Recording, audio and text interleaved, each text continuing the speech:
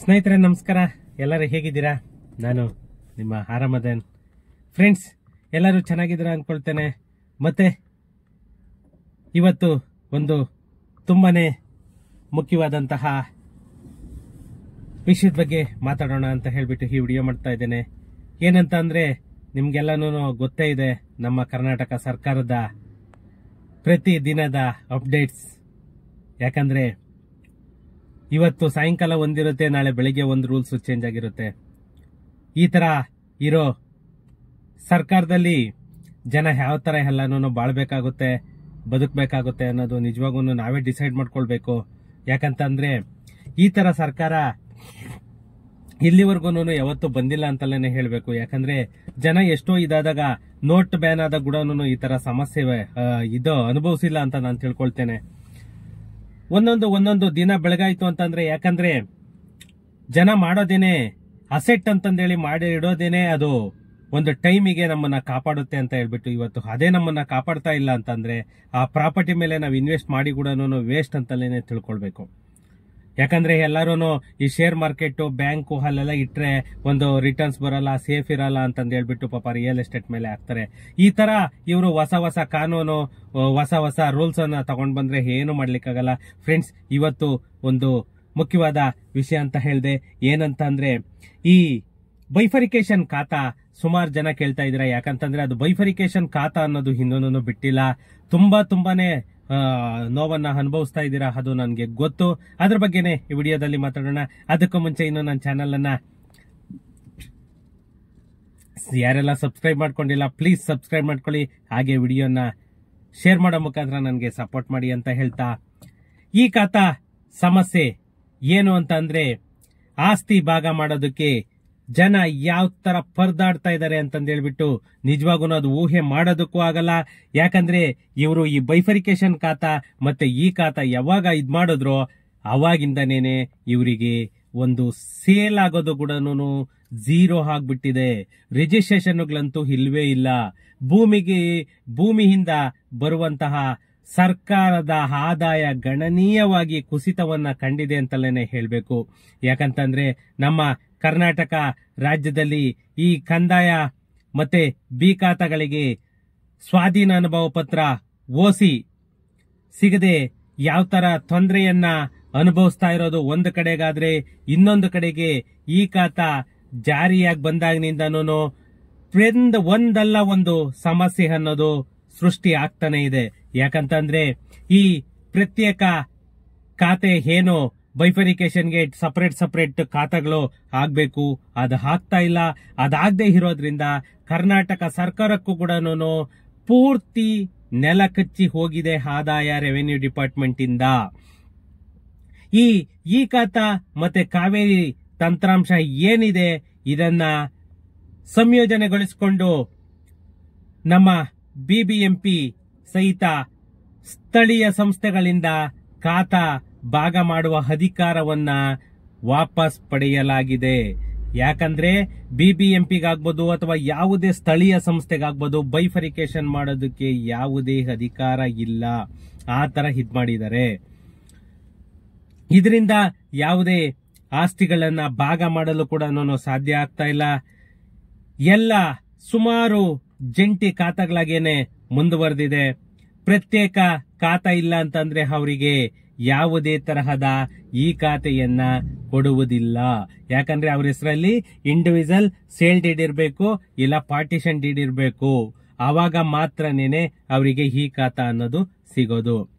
ಈ ಮೊದಲು ಯಾವುದೇ ಸರ್ವೆ ನಂಬರ್ ಆಸ್ತಿಯನ್ನ ಭಾಗ ಮಾಡಬೇಕು ಅಂದಾಗ ಆ ಸರ್ವೆ ನಂಬರ್ ಅನ್ನ ಉಳಿಸಿಕೊಂಡು ಅದರ ಮುಂದೆ ಇರುವಂತಹ ಉಪಸಂಖ್ಯೆಗಳನ್ನ ನಮೂದಿಸಿ ಪ್ರತ್ಯೇಕ ಖಾತೆಗಳನ್ನ ಮಾಡಲಾಗ್ತಾ ಇತ್ತು.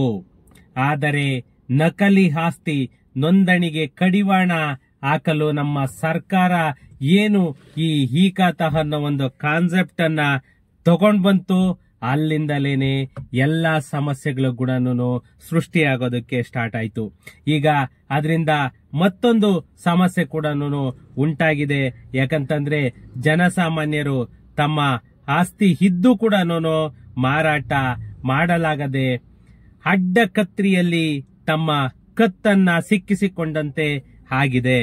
ಯಾಕಂತಂದ್ರೆ ಈ ಬೈಫರಿಕೇಶನ್ ಖಾತಾ ಆಗ್ಬೋದು ಅಥವಾ ಬಿ ಖಾತಾ ಆಗ್ಬೋದು, ಇವರು ಮಾಡದೆ ಇರೋದೇನೆ ಇದು ಎಲ್ಲ ಸಮಸ್ಯೆಗಳು ಕೂಡ ಕಾರಣ ಆಗಿರುವಂತದ್ದು.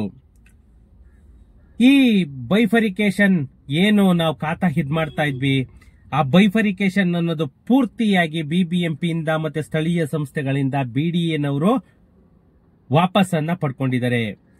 ಇವಾಗ ಒಂದು ಉದಾಹರಣೆಗೆ ಹೇಳ್ಬೇಕಂತ ಅಂದ್ರೆ, ಒಬ್ಬ ತಂದೆ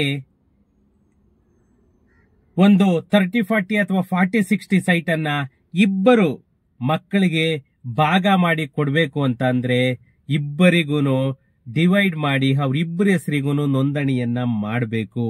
ಆದರೆ ಈ ಸಂಬಂಧ ಪ್ರತ್ಯೇಕ ಖಾತೆ ಇದ್ರೆ ಮಾತ್ರನೇ ನಿಮ್ಗೆ ರಿಜಿಸ್ಟ್ರೇಷನ್ ಆಗೋದು ಅಂತ ಹೇಳ್ತಾ ಇದ್ದಾರೆ. ಯಾಕಂದ್ರೆ ಒಬ್ಬರ ಹೆಸರಲ್ಲೇನೆ ಆ ಸೇಲ್ ಡೀಡ್ ನಮೂದಾಗಿರೋದ್ರಿಂದ ಅದನ್ನ ಬೈಫರಿಕೇಶನ್ ಮಾಡಿ ಇಬ್ಬರಿಗೆ ಕೊಡೋದ್ರಿಂದ ಎರಡು ಸಪರೇಟ್ ಸೇಲ್ ಡೀಡ್ ಬರ್ದೇ ಇರೋದ್ರಿಂದ ಅವರವರ ಹೆಸರಿಗೆ ಅದು ಮಾಡಕ್ಕಾಗ್ತಾ ಇಲ್ಲ. ಇದು ಒಂದು ಸರ್ಕಾರದ ದುರ್ಬಲ, ಸರ್ಕಾರದ ಪ್ರೀ ಪ್ಲಾನ್ ಇಲ್ಲದೆ ಇರೋ ಮಾಡಿರುವಂತದ್ದೇ ಇದೆಲ್ಲದಕ್ಕೂ ಕಾರಣ ಆಗಿರುವಂತದ್ದು. ಒಂದು ಭಾಗನ ಮಾರಾಟ ಮಾಡಿ ಮತ್ತೊಂದು ಭಾಗನ ಉಳಿಸ್ಕೊಂಡಕ್ಕೂ ಆಗ್ತಾ ಇಲ್ಲ. ಯಾಕಂತಂದ್ರೆ ಇವಾಗ ಒಂದು ಭಾಗ ಸೇಲ್ ಮಾಡ್ಬಿಟ್ರು, ಇನ್ನೊಂದು ಭಾಗ ಉಳಿತು. ಆ ಉಳಿದಿರೋದಕ್ಕೂ ಖಾತಾ ಆಗಲ್ಲ, ಅವ್ರು ಇನ್ನೊಂದು ಪಾರ್ಟ್ ಸೇಲ್ ಮಾಡಿರೋದು ಕೂಡ ಅದು ಏನು ಪ್ರಯೋಜನ ಇಲ್ದಂತೆ ಆಗುತ್ತೆ. ಹೀಗೆ ಸುಮಾರು ಪ್ರಾಪರ್ಟಿಗಳು ಕೂಡ ನಮ್ಮ ಬೆಂಗಳೂರಿನಲ್ಲಿ ಇವತ್ತು ರಿಜಿಸ್ಟ್ರೇಷನ್ ಆಗದೇನೆ ಉಳಿದುಕೊಂಡಿದೆ. ಒಬ್ಬರು ನೋಡಿ, ನಾಗವಾರ ಮೆಟ್ರೋ ನಿಲ್ದಾಣದ ಬಳಿ ತಮ್ಮ ತಂದೆಯ ಆಸ್ತಿಯಲ್ಲಿ 40-60 ಚದರಡಿ ಆಸ್ತಿ ಇದೆ. ಇದನ್ನ ನನ್ನ ತಂದೆ ನನ್ನ ತಮ್ಮನ ಹೆಸರಲ್ಲಿ ಭಾಗವಾಗಬೇಕಾಗಿದೆ. ಅಂದ್ರೆ ಅವರಿಗೋ ಅವರ ತಮ್ಮನ ಹೆಸರಿಗೇನೆ ಅವರ ಅಪ್ಪ ಕೊಟ್ಟಿರೋ 40-60 ಸೈಟ್ ಅನ್ನ ಡಿವೈಡ್ ಮಾಡಬೇಕಾಗಿದೆ. ಇದಕ್ಕೆ ಉಪನೋಂದಣಾಧಿಕಾರಿಯನ್ನ ಸಂಪರ್ಕಿಸಿದಾಗ ಪ್ರತ್ಯೇಕ ಖಾತೆ ಆಗಿದ್ದರೆ ಮಾತ್ರನೇನೆ ನಾವು ನೋಂದಣಿಯನ್ನ ಮಾಡುವುದು ಅಂತ ಹೇಳ್ತಾರೆ. ಯಾಕಂದ್ರೆ ಒಟ್ಟಾರೆ ಆಸ್ತಿಯಲ್ಲಿ ನನಗೆ ಯಾವ ದಿಕ್ಕಿನಲ್ಲಿ ಮತ್ತೆ ನನ್ನ ತಮ್ಮನಿಗೆ ಯಾವ ದಿಕ್ಕಿನಲ್ಲಿ ಮಂಜೂರಾಗಿದೆ ಎಂಬುದು ಕೂಡ ಸ್ಪಷ್ಟವಾಗುತ್ತಾ ಇಲ್ಲ. ಖಾತೆ ಕೂಡ ಪ್ರತ್ಯೇಕವಾಗಿ ದೊರೆಯುತ್ತಿಲ್ಲ. ಈ ಖಾತಾ ವ್ಯವಸ್ಥೆ ಬಂದು ಮನುಷ್ಯನಾಗಿರದೆ ಮೃಗಗಳಿಗಿಂತ ಹೀನಾಯವಾಗಿ ವರ್ತಿಸೋ ಪರಿಸ್ಥಿತಿಯನ್ನ ಬಂದಿದೆ. ಯಾಕಂತಂದ್ರೆ ಈ ಬಿಬಿಎಂಪಿಯಲ್ಲಿ ಬಹುಮಹಡಿ ಕಟ್ಟಡ, ಏನೋ ವರ್ಟಿಕಲ್ ಬಿಲ್ಡಿಂಗ್ ಅಂತ ಏನ್ ಹೇಳ್ತೀವಿ, ಅವುಗಳಿಗೆ ಸಂಬಂಧಿಸಿದಂತೆ ಸೇಲ್ ಡೀಡ್ ನೀಡಿದರೆ ಭಾಗವಾಗಿ ಪ್ರತ್ಯೇಕ ಖಾತಾಗಳಾಗುತ್ತಿವೆ. ಆದರೆ ಆರಿಜೆಂಟಲ್ ಅಡ್ಡಲಾಗಿ ಆಗಿ ಖಾತಾಗಳು ಭಾಗಗಳಾಗುತ್ತಿಲ್ಲ. ಆರಿಜೆಂಟಲ್ ಆಗಿ ಖಾತೆಗಳು ಯಾವುದೇ ಕಾರಣಕ್ಕೂ ಭಾಗವಾಗುತ್ತಿಲ್ಲ ಅಂತಂದೇಳಿ ಕ್ಲಿಯರ್ ಕಟ್ ಆಗಿ ಹೇಳ್ತಾ ಇದ್ದಾರೆ. ಇದಕ್ಕೆ ಮುಖ್ಯ ಕಾರಣ ಬೆಂಗಳೂರಿನ ಯಾವುದೇ ರೀತಿ ಆಸ್ತಿಗಳಲ್ಲಿ ಭಾಗ ಮತ್ತೆ ಪ್ರತ್ಯೇಕ ಖಾತೆಗಳನ್ನ ಮಾಡುವಾಗ ಕಡ್ಡಾಯವಾಗಿ ಸಂಬಂಧಪಟ್ಟಂತಹ ಪ್ರಾಧಿಕಾರ ಅಂದರೆ ಬಿಡಿಎ ಅಭಿಪ್ರಾಯ ಪರಿಗಣಿಸಲೇಬೇಕು ಅಂತ ಹೇಳ್ಬಿಟ್ಟು ಸರ್ಕಾರ ಆದೇಶವನ್ನ ಹೊರಡಿಸಿದೆ. ಮತ್ತೆ ಇದಕ್ಕಾಗಿ ಬಿಬಿಎಂಪಿ ಕಂದಾಯ ವಿಭಾಗದ ಅಧಿಕಾರಿಯೊಬ್ಬರು ಕೂಡ ಇದನ್ನೇ ಸ್ಪಷ್ಟಪಡಿಸಿದ್ದಾರೆ. ಇನ್ನು ಈ ಬೈಫರಿಕೇಶನ್ ಖಾತಾ ಮತ್ತೆ ಬಿ ಖಾತಾ ಆಗದೆ ಇರೋದ್ರಿಂದ ರಿಯಲ್ ಎಸ್ಟೇಟ್ ಮೇಲೆ ಸಂಪೂರ್ಣವಾಗಿ ಪರಿಣಾಮವನ್ನ ಬೀರಿದೆ. ಒಂದು ಲೇಔಟ್, ಅದಕ್ಕೆ ಪ್ರತ್ಯೇಕ ಖಾತೆಗಳಾಗ್ತಾ ಇಲ್ಲ. ಆದ್ರೆ ಇರುವ ಆಸ್ತಿಗಳ ಭಾಗ ಆಗುವಲ್ಲಿ ಸಮಸ್ಯೆ ಆಗ್ತಾ ಇದೆ. ಯಾಕಂದ್ರೆ ಇವ್ರು ಇಂಡಿವಿಜುವಲ್ ಖಾತಾ ಯಾವಾಗ ಸ್ಟಾಪ್ ಮಾಡ್ಬಿಟ್ಟಿದ್ದಾರೆ, ಅದೆಲ್ಲದಕ್ಕೂ ಇದೇ ಸಮಸ್ಯೆ. ಕಳೆದ ವರ್ಷ ಇದೇ ಅವಧಿಗೆ ಹೋಲಿಸಿದರೆ ಒಂದೊಂದು ಜಿಲ್ಲೆಯಲ್ಲಿ ಹೆಚ್ಚು ಕಡಿಮೆ 2,000 ರಿಂದ 2,500 ಆಸ್ತಿಗಳ ನೋಂದಣಿಗಳಲ್ಲಿ ಆಗಿರುವುದು ಕಂಡು ಬರ್ತಾ ಇತ್ತು.